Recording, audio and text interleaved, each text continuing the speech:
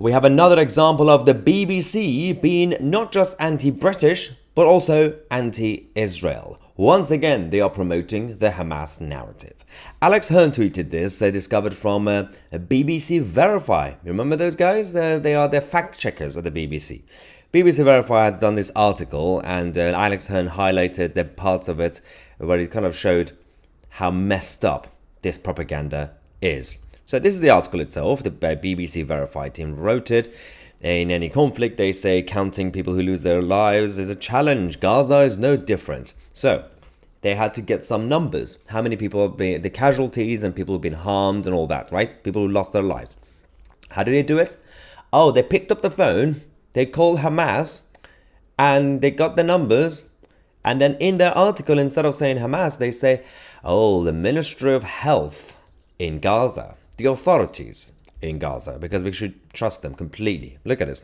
This section says, for example, it's been highlighted, and Palestinian officials have said that there are now significant difficulties in obtaining updated information, okay, because of interruption of communications.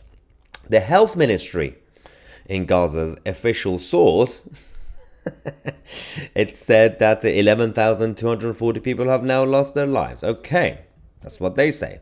The health ministry in Gaza reports a regular death total on social media. The ministry also gives figures for the injured and the missing. The health ministry officials say that the figures are recorded by medical professionals before being passed on to them, and the figures only include blah blah blah.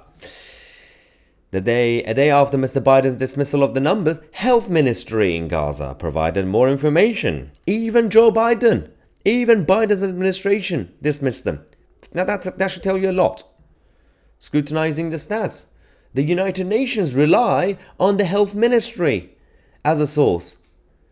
I mean, firstly, the United Nations at this point is just a circus. It's a circus run by clowns who don't even know at this point why they should exist as an organization, as an entity. It's completely been undermined. The credibility has been completely destroyed over the years. And now, even they say, well, we have to rely on the health ministry in Gaza as a source. It's time to tell the truth. It's time to talk about the problems in the whole world, including the United Nations and BBC Verify.